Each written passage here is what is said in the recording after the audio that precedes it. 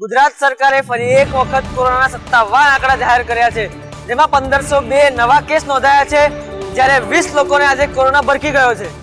સાંજ પડતા જ કોરોનાના આવતા સરકારી આંકડામાં ફરી 24 કલાકમાં 1502 કેસ સામે આવ્યા છે। 20 દર્દીઓએ દમ તોડ્યો છે અને કેસનો આંકડો 2,09,780 થઈ ગયો છે। આજે વધુ 1401 દર્દી સાજા થયા અને અત્યાર સુધીમાં 1,90,821 દર્દીઓ સાજા થયા છે। અમદાવાદની જો વાત કરવામાં આવે 312 કેસ અને 13 ના મોત, જ્યારે સુરતમાં 266 કેસ અને 2 ના મોત, વડોદરામાં 187 કેસ અને રાજકોટમાં 140 કેસ નોંધાયા છે, જ્યારે જામનગરમાં 35 કેસ અને ભાવનગરમાં 14 કેસ નોંધાયા છે।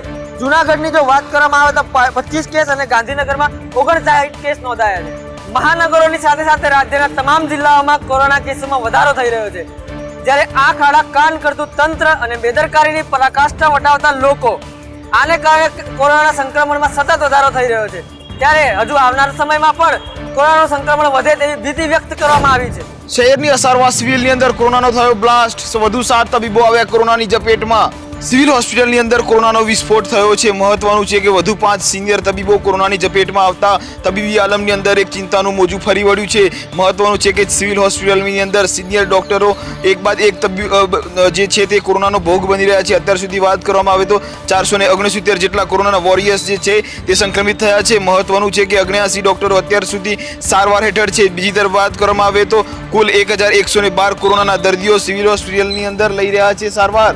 અત્યાર સુધી 79 તબીબો આવ્યા કોરોનાની ઝપેટમાં તબીબો આવતાની સાથે જ લોકોમાં જોવા મળે ચિંતાનો માહોલ। કોરોના મહામારી નામના વૈશ્વિક આફતમાં કેટલાક હોસ્પિટલો અને તબીબો દેવદૂત સાબિત થઈ રહ્યા છે, જ્યારે કેટલાક હોસ્પિટલો અને તબીબો જાણે કે દર્દીઓની ઉગાડી લૂંટ ચલાવીને આફતને અવસરમાં પલટી રહ્યા છે।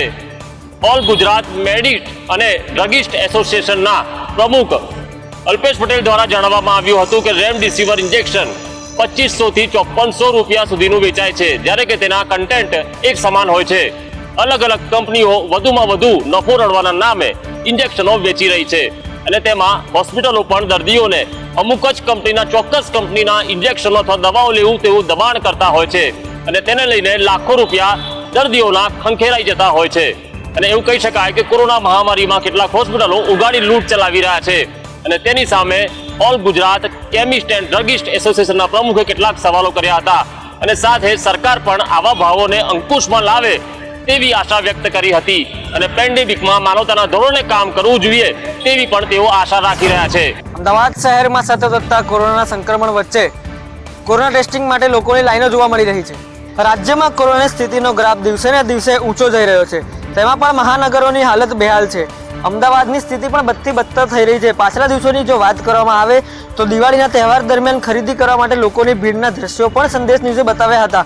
હાલ પણ જે સંક્રમણ ફેલાયું છે તેની સામે અમદાવાદ મ્યુનિસિપલ કોર્પોરેશને એગ્રેસિવ ટેસ્ટિંગનો માર્ગ અપનાવ્યો છે અને એ જ માર્ગ અપનાવીને શહેરના વિવિધ વિસ્તારોમાં ટેસ્ટિંગ ડોમ પણ ઊભા કરવામાં આવે છે। આ ટેસ્ટિંગ ડોમની જો વાત કરવામાં આવે તો થોડા અંતરે પણ લોકો ટેસ્ટિંગ કરવા માટે જોવા મળી રહ્યા છે। આમ શહેરનો પૂર્વ વિસ્તાર હોય કે પશ્ચિમ વિસ્તાર હોય, તમામ જગ્યાએ શાસ્ત્રીનગર, વસ્ત્રાપુર, ઈસનપુર, મણિનગર, ઓઢવ હોય કે નરોડા હોય, તમામ જગ્યાએ લોકોની લાંબી કતારો એ જોવા મળી રહી છે અને કતારોમાં લાગ્યા બાદ લોકોનું ટેસ્ટિંગ વધારેમાં વધારે થઈ રહ્યું છે અને બાદ એના જ કારણોસર હાલ અમદાવાદમાં જે પોઝિટિવ કેસનો આંકડો છે તે વધી રહ્યો છે।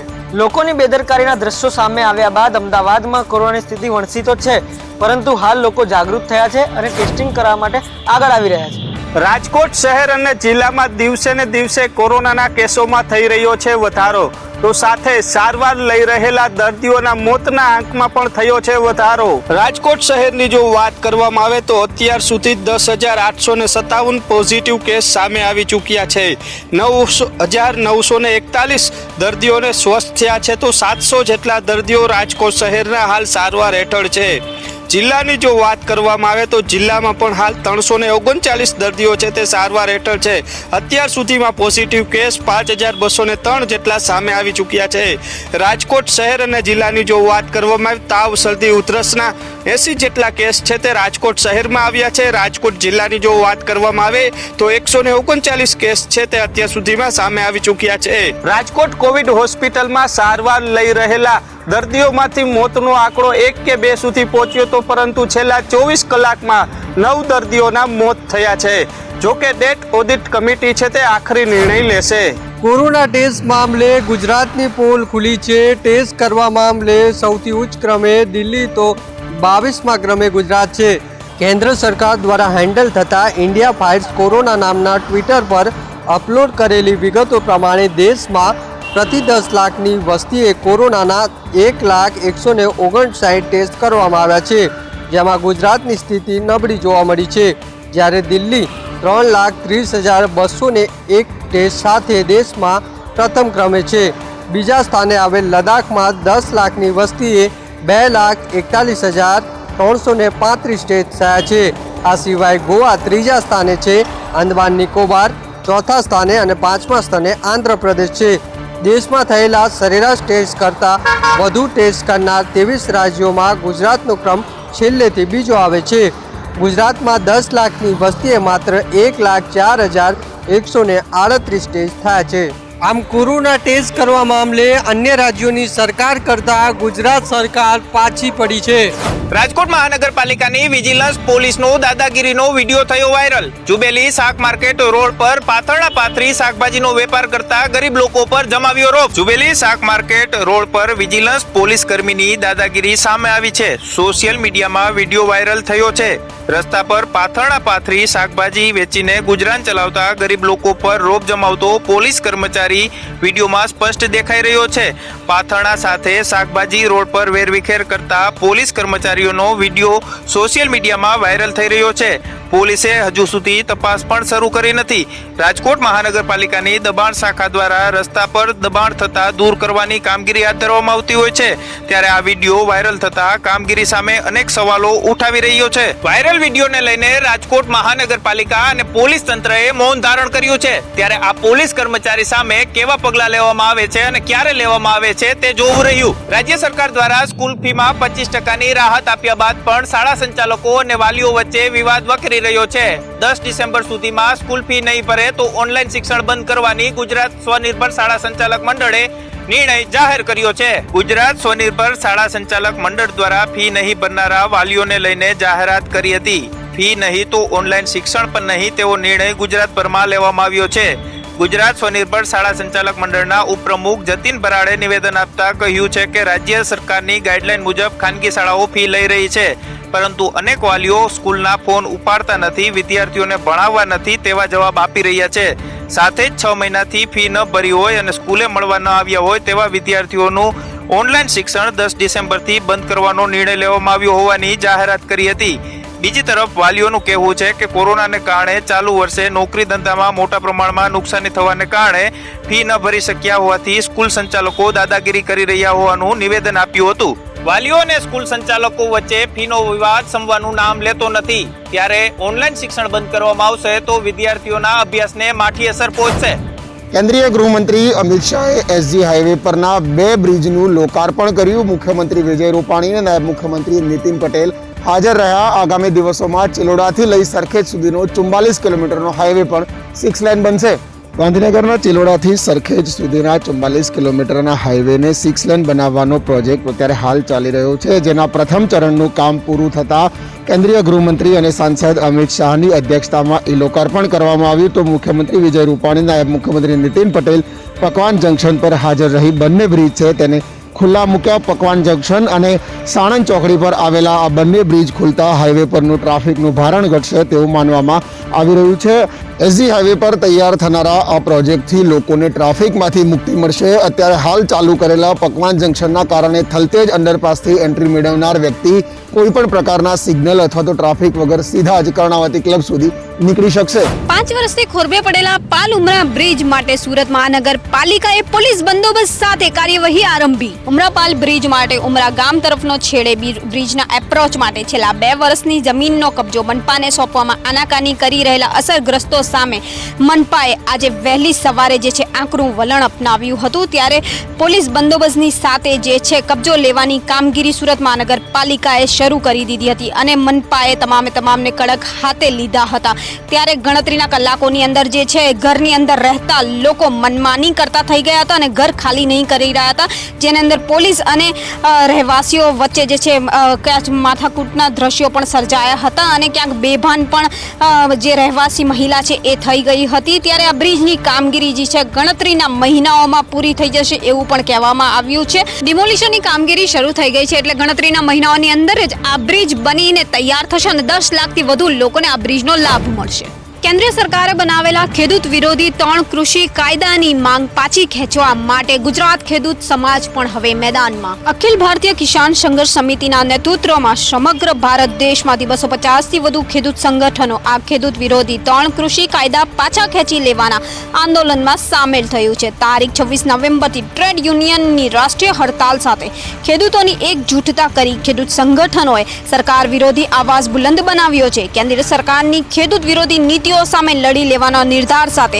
ચલો દિલ્હી કૂચ શરૂ થઈ છે. પંજાબ, હરિયાણા, ઉત્તર પ્રદેશ અને રાજસ્થાન સહિતના રાજ્યોમાંથી લાખો ખેડૂતો આ કૂચમાં સામેલ થઈ રહ્યા છે. આ કાયદાની દેશના 86% જેટલા ખેડૂતોના હિતમાં નુકસાન થવા જઈ રહ્યું છે.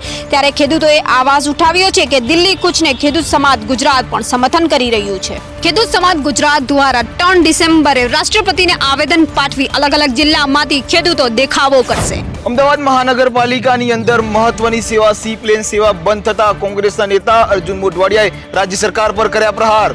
વડાપ્રધાન નરેન્દ્ર મોદીનો ડ્રીમ પ્રોજેક્ટ સી પ્લેન યોજના એકાએક બંધ થતાની સાથે જ કોંગ્રેસે રાજ્ય સરકાર પર આકરા પ્રહાર કરતા કહ્યું કે આ સર્વિસો બંધ થતા રાજ્ય સરકાર એક પ્રકારની નિષ્ફળતા છે. બીજી તરફ વાત જો કરવામાં આવે તો કોંગ્રેસના નેતા અર્જુન મોઢવાડિયાએ રાજ્ય સરકારને આડે હાથ લેતા કહ્યું કે દહેજ ઘોઘા ફેરીનું કામ અધૂરું તેમ છતાં પણ ઉદ્ઘાટન કરવામાં આવ્યું હતું. તો બીજી તરફ સી પ્લેન જે છે તે 50 વર્ષ જૂનું છે અને આ રિજેક્ટેડ પ્લેનના કારણે અનેક લોકોના જીવ જોખમમાં મૂકવાની સમાન આ યોજના હતી. આવા ઉદ્ઘાટન કરવાને બદલે રાજ્ય સરકારે પ્રજાલક્ષી કામો કરવા જોઈએ. કોંગ્રેસના નેતા અર્જુન મોઢવાડિયાએ રાજ્ય સરકાર પર પ્રહાર કરતા કહ્યું કે આ પ્લેન રિજેક્ટેડ પ્લેન હતું. સરકારે આવા ઉત્સવો અને તાઇફાઓ પાછળ સમય ન વેડફવો જોઈએ. કોવિડ હોસ્પિટલના અગ્નિકાંડ બાદ સંદેશ ન્યૂઝે રિયાલિટી ચેક કર્યું ને તેના જ આધારે તંત્રની આંખ ઉઘડી છે. હોસ્પિટલના સ્ટાફને આપશે ટ્રેનિંગ. ઉદય શિવાનંદ કોવિડ હોસ્પિટલમાં અગ્નિકાંડમાં 5 દર્દીના મોત નીપજ્યા હતા. ત્યારબાદ સંદેશ ન્યૂઝ દ્વારા રિયાલિટી ચેક કરવામાં આવ્યું હતું. કોવિડ હોસ્પિટલના નર્સિંગ સ્ટાફને આગ ઠારવા માટે જે બોટલો છે તે ઓપરેટ કરાવવામાં આવી હતી, પરંતુ નર્સિંગ સ્ટાફને આ ઓપરેટ કરતા નહોતું આવડતું. ત્યારબાદ તંત્રની આંખ ઉઘડી છે ને હવે ECR ખાતે તેઓ ટ્રેનિંગ સેન્ટર શરૂ કરવામાં આવશે. નિવૃત્ત ચીફ ફાયર ઓફિસર દ્વારા આ ટ્રેનિંગ આપવામાં આવશે. એક બેન્ચની અંદર 25 જેટલો નર્સિંગ સ્ટાફ છે તેને ટ્રેનિંગ આપવામાં આવશે. જો કે આ ટ્રેનિંગ ક્યારથી શરૂ થશે તે હજી કહેવું બાકી છે, કારણ કે જે રીતના વાત કરવામાં આવે તો રાજકોટની અંદર 26થી વધુ જે કોવિડ હોસ્પિટલો છે તેને પ્રથમ ટ્રેનિંગ આપવામાં આવશે. હોસ્પિટલોની અંદર ફાયર સેફટીના સાધનો તો લગાવી દેવામાં આવ્યા હતા, પરંતુ એક પણ નર્સિંગ સ્ટાફને તેનો ઓપરેટ કરતા ન હતું આવડતું. જો કે હવે ફાયર બ્રિગેડ દ્વારા તમામ નર્સિંગ સ્ટાફને ઓપરેટની તાલીમ આપવામાં આવશે. અગાઉ પણ GTU દ્વારા ફાઇનલમાં અભ્યાસ કરતા વિદ્યાર્થીઓની ઓનલાઈન પરીક્ષા લેવાનો નિર્ણય લેવાયો હતો. ત્યારે ફરી એક વખત કોરોનાના કારણે ડિગ્રી અને ડિપ્લોમામાં ભણતા વિદ્યાર્થીઓની ઓનલાઈન પરીક્ષાનો નિર્ણય GTU દ્વારા લેવાયો છે. GTU દ્વારા ઓનલાઈન પરીક્ષા લેવાનો નિર્ણય કરાયો છે, જેને લઈને એસોસિએશન દ્વારા GTUના વાઇસ ચાન્સેલરને પત્ર લખીને ઓનલાઈન પરીક્ષા લેવા બાબતે જાણ કરાઈ છે. આગામી 10 ડિસેમ્બરથી GTU પરીક્ષાનું આયોજન કરાયેલું છે તથા યુનિવર્સિટી દ્વારા પણ વિદ્યાર્થીઓને પોતાના ઘર પાસે પણ પરીક્ષા આપી શકે તેની વ્યવસ્થા કરાઈ છે. જોકે એસોસિએશનનો દાવો છે કે કેટલાક વિદ્યાર્થીઓના ઘરથી 100 કિલોમીટરની આસપાસ ટેકનિકલ કોલેજ જ નથી તથા હોસ્ટેલમાં એક રૂમમાં એક જ વિદ્યાર્થીઓ રહી શકે તેવી કેન્દ્ર સરકારની ગાઈડલાઈન છે. આવા સંજોગોમાં વિદ્યાર્થીઓ ઓફલાઈન પરીક્ષા નહીં આપી શકે. GTUના ઓનલાઈન એક્ઝામ લેવાના નિર્ણયથી association of Gujarat engineering and diploma colleges દ્વારા GTUને પત્ર લખાયો. કચ્છ હસ્તકલા માટે જાણીતું છે. કોરોનાની માઠી અસર કચ્છના હસ્તકલા ઉદ્યોગ પર જોવા મળી છે. દિવાળી બાદ કચ્છમાં પ્રવાસીઓની સંખ્યામાં ઘટાડો થતા કચ્છના હસ્તકલા ઉદ્યોગને મોટો ફટકો પડ્યો છે. ભુજ તાલુકાનું ભુજોડી ગામ હસ્તકલા માટે જાણીતું છે. ભુજોડી ગામમાં 300 જેટલા વણકર કારીગરો હસ્તકલાના વ્યવસાય સાથે જોડાયેલા છે. કોરોનાની માઠી અસર કચ્છના હસ્તકલા ઉદ્યોગ પર જોવા મળી છે. એક સમયે પ્રવાસીઓથી ધમધમતું ભુજોડી ગામ હાલ સોમસામ જોવા મળી રહ્યું છે. અગાઉ લોકડાઉનના કારણે હસ્તકલાના કારીગરોને આર્થિક નુકસાન થયું હતું. તેવામાં હાલમાં દિવાળી બાદ કચ્છમાં પ્રવાસીઓ નહીં આવતા હસ્તકલાના કારીગરો બેકાર બન્યા છે. કારીગરો દ્વારા તૈયાર કરવામાં આવેલ વિવિધ હસ્તકલાની ચીજ વસ્તુઓની રાજ્ય સરકાર ખરીદી કરે તેવી હસ્તકલાના કારીગરો માંગ કરી રહ્યા છે. ભુજ તાલુકાનું ભુજોડી ગામ હસ્તકલા માટે વિશ્વવિખ્યાત છે. દર વર્ષે લાખો પ્રવાસીઓ કચ્છની મુલાકાતે આવતા હોય છે. ચાલુ વર્ષે કોરોનાની મહામારીના કારણે કચ્છમાં પ્રવાસીઓની સંખ્યામાં ઘટાડો થતા હસ્તકલાના કારીગરો બેકાર બન્યા છે. મહારાષ્ટ્ર અને ગુજરાતમાં કોરોનાનું સંક્રમણ વધવાના કારણે ટેસ્ટિંગની જે ફરજિયાત પ્રક્રિયા સામે આવી છે તેની અસર સીધી હીરા ઉદ્યોગ પર પણ પડી રહી છે. સુરત મુંબઈ અવરજવર કરતા હીરા વેપારીઓ જે ટેસ્ટિંગ છે તેનેથી પરેશાન થઈ ગયા છે. કોરોનાનો કહેર વધતા હીરાના સમગ્ર વેપાર ઉપર એની સીધી અસર હવે જોવા મળી રહી છે. મહારાષ્ટ્રમાં પ્રવેશવા પહેલા ફરજિયાત કોરોના ટેસ્ટિંગ સાથે હીરા પાર્સલ અટકાવવાની ડિલિવરીને પણ અસર હવે થવા લાગી છે તેવું હીરા ઉદ્યોગકારો જણાવી રહ્યા છે. સુરતથી હીરાના વેપારીઓ દલાલોની અન્ય શહેરોમાં કાયમી અવરજવર રહેતી હોય છે. એવામાં ટેસ્ટિંગ ફરજિયાત કરી દેવાતા સુરતથી મુંબઈ જતા અને મુંબઈથી સુરત આવતા હીરા ઉદ્યોગ સાથે સંકળાયેલા લોકો અને પાર્સલ પહોંચાડનારાઓની અવરજવરને પણ અસર પહોંચી રહી છે. હીરા ઉદ્યોગ સાથે સંકળાયેલા લોકોએ હાલ તો આ ટેસ્ટિંગની પ્રક્રિયામાંથી ફરજિયાત પસાર થવું જ પડશે, કારણ કે અઠવા ઝોન અને રાંદેર ઝોન બાદ સૌથી વધારે સંક્રમણ જો જોવા મળ્યું હોય તો તે છે હીરા ઉદ્યોગ સાથે સંકળાયેલા લોકોમાં. ફરી એકવાર અક્ષરધામ મંદિર દર્શનાર્થીઓ માટે ખુલ્લું મૂકવામાં આવશે. 1 ડિસેમ્બરથી સાંજે 4 વાગ્યાથી 4:30 વાગ્યા સુધી મંદિર ખુલ્લું રહેશે. કોરોના વાયરસના કારણે લોકડાઉન બાદ સતત ગાંધીનગર સ્થિત અક્ષરધામ મંદિર છે તે બંધ રાખવામાં આવ્યું હતું અને ત્યારબાદ પણ રાજ્યમાં વકરતી કોરોનાની સ્થિતિ અને રાજ્ય સરકારના નિર્ણયાત્મક પગલોને લઈ ફરી એકવાર અક્ષરધામ મંદિર છે એ નવેમ્બર મહિનાની અંદર બંધ કરવામાં આવ્યું હતું. પરંતુ હવે 1 ડિસેમ્બરથી અક્ષરધામ મંદિર છે તે ફરી દર્શનાર્થીઓ માટે ખુલ્લું મૂકવામાં આવશે. સાંજે 4 વાગ્યાથી લઈ અને 7:30 વાગ્યા સુધી મંદિર દર્શનાર્થીઓ માટે ખુલ્લું રહેશે. માત્ર મંદિરના દર્શન અને લેઝર શો, લાઇટ શો છે તે લોકો માટે ખુલ્લું રહેશે. પ્રદર્શની છે હજુ સુધી ચાલુ કરવામાં નહીં આવે જ્યાં સુધી કોરોનાનું સંક્રમણ એકદમ કાબૂમાં નહીં આવે. સાથે દર્શનાર્થીઓએ કોરોનાના તમામ નિયમોનું પાલન પણ કરવાનું રહેશે. દિવાળીના તહેવારો બાદ સંક્રમણ વધતા મંદિર બંધ કરવાનો નિર્ણય લેવામાં આવ્યો હતો. મંદિર ખુલશે તો માત્ર દર્શન અને લાઇટ શો જોઈ શકાશે. આજે કારતક સુદ પૂનમ એટલે કે દેવ દિવાળીનો પર્વ છે. દેવ દિવાળીના પર્વને લઈને અલગ અલગ મંદિરો ખાતે ભવ્ય રીતે ઉજવણી કરાઈ. દેવ દિવાળીના પર્વની દર વર્ષે મંદિરો ખાતે ધામધૂમથી ઉજવણી કરાતી હોય છે. ભદ્રના ભદ્રકાળી મંદિર ખાતે માતાજીના સાજ અને શણગાર અભિભૂત થઈ જાય તેવા હતા. સાથે માતાજીને અન્નકૂટ ધરાવવામાં આવ્યો હતો, જેના દર્શન અર્થે દૂર દૂરથી ભક્તો ઉમટ્યા હતા. સાથે જગતના નાથ એવા જગન્નાથ મંદિર ખાતે ભગવાનને ગુલાબી રંગના વાઘાથી સજ્જ કરવામાં આવ્યા હતા. પરંતુ જગન્નાથ મંદિર ખાતે કોરોનાના કહેરના કારણે દર વર્ષ જેવી નહીં પરંતુ સાદગીથી આજના દિવસની એટલે કે દેવ દિવાળીના દિવસની ઉજવણી કરાઈ.